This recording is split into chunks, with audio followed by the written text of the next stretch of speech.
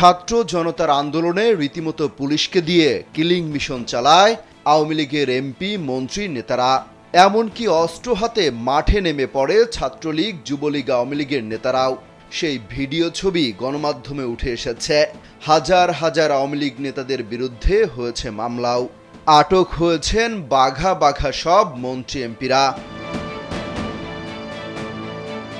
কারা অধিদপ্তরের তথ্য বলছে, শেখ হাসিনার সরকার পতনের পর বিভিন্ন মামলায় এখন পর্যন্ত 131 ভিআইপিকে গ্রেপ্তার করা হয়েছে।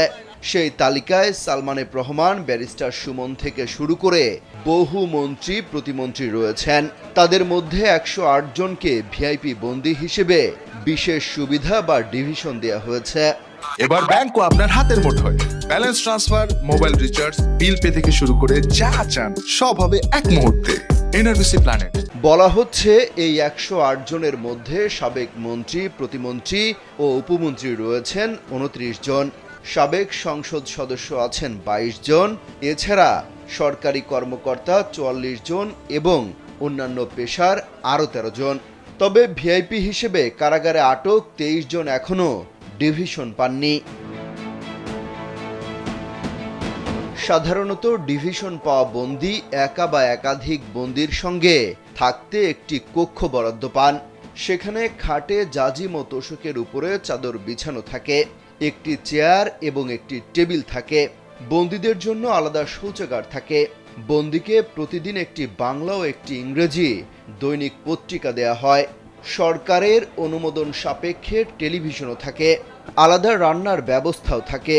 নির্ধারিত বরাদ্দের টাকায় বন্দী নিজের পছন্দের খাবার তালিকা রান্নার জন্য বলতে পারেন। ডিভিশন পাওয়া বন্দীর তত্ত্বাবধানে একজন কয়েদিকে দায়িত্ব দেয়া হয়। 15 দিন বা 1 মাসে স্বজনদের সঙ্গে একবার সাক্ষাৎ করতে পারেন। ডিভিশন পাওয়া বন্দীরা কারাবিধি অনুযায়ী সব ধরনের সুযোগ সুবিধা পাচ্ছেন। তবে 23 ভিআইপি বন্দী ডিভিশন চেয়ে আবেদন করলেও আদালত এখনও অনুমোদন দেননি। সুতরাং তাদের সাধারণ বন্দী হিসেবেই কারাগারে থাকতে হচ্ছে। কারাগারে বৈষম্যের শিকার হচ্ছেন বলে অভিযোগ করেছেন সাবেক আইসিটি প্রতিমন্ত্রী জুনায়েদ আহমেদ পলক। তার অভিযোগ, পরিবারের সাথে যোগাযোগ করতে দেয়া হচ্ছে না, অন্তত ফোনে পরিবারের সাথে কথা বলতে দেওয়ার অনুরোধ করা হয়েছে।